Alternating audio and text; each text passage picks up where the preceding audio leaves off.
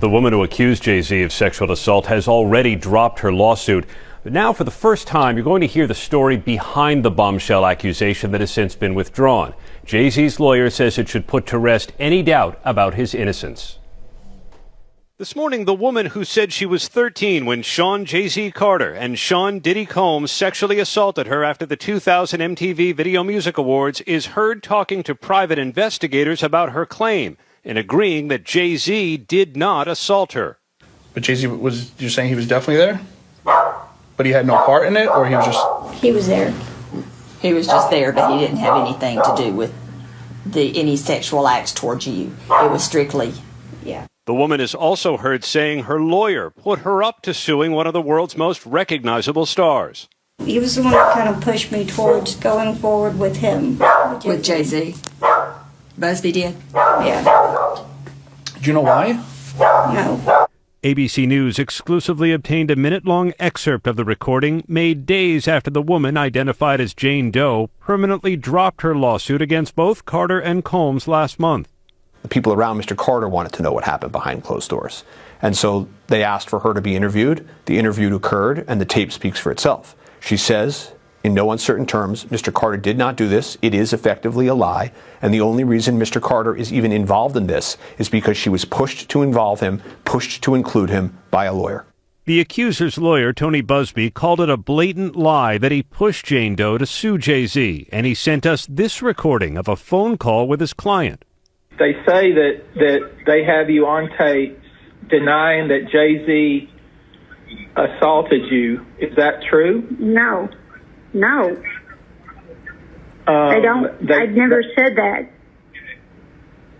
Okay. They also say that you told them, and they have it on tape, that I, Tony Busby, told you to came up with this plan and told you to say that Jay-Z assaulted you so you would get more money.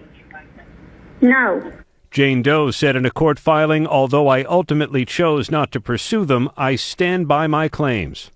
She says in a sworn declaration that she felt intimidated and terrified at being confronted by these two individuals on my doorstep. Was she coerced in any way? Of course not. They did not coerce her, promise or threaten her in any way, shape, or form. She voluntarily met and spoke to them, and she told them her truth, which was, under no circumstances did Mr. Carter do this. And number two, the only reason he's even involved in this is she was pushed to introduce him by a lawyer. Does your client know Jane Doe? No. Ever met her? No, Mr. Carter doesn't know Jane Doe, never met Jane Doe. There's no truth to any of this. Wanna box me in, but somehow I beat them charges like Rocky. One of the world's... Yo, so we back in here for another edition of F-ya-Motha, and y'all got to see that lying ass chick talking about Jay-Z did XYZ. She goes on to not only have a tape with private investigators saying that he never did, but then she lies to the lawyer, so she can't get her shit straight. If it did happen, it's so convoluted.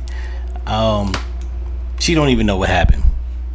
Like, this is why, like, years later, somebody claimed that you did something to him 20 years later. You gotta look at it side-eye because of foolishness like this. Some people, and I'm gonna keep it real, the younger generation, a bunch of clout chasers. They just make shit up because they're seeking for attention. Attention is the new currency next to Bitcoin and paper money.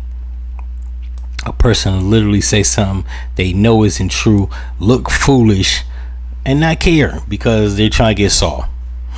So I think I did a video about this. Hove crushed this person. She's gonna be a Walmart greeter until the end of time, as she should be.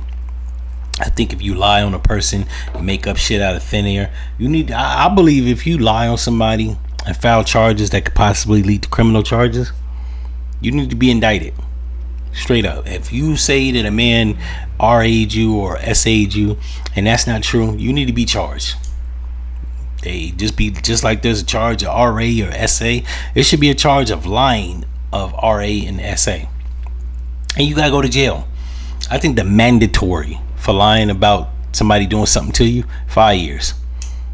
If you get caught, like this woman got caught, she should be charged with criminal charges because, one, you're dirtying somebody's name. Two, you're lying and trying to get them in a compromised situation. And three, you're having them have to defend things that could possibly soil their reputation and or business endeavors. And then four, like, it's not true. I think lying in itself should be a damn charge. I believe if you lie, you need to be charged. Right? That's how I see it. If you make up like if I lie on a mortgage application and I'll use paperwork knowing that it's fraudulent, that's a charge. It's called fraud. That's a crime. If I lie under oath in the courtroom, that's called perjury. It's a crime. So it's the same thing. If you claim that somebody did something like that to you and you get caught in a lie, you need to be charged for lying. And I think that you need to stand to lose 5 years of your freedom because you're stupid. In any event, if y'all like this episode, you know what to do, and I'm out. No.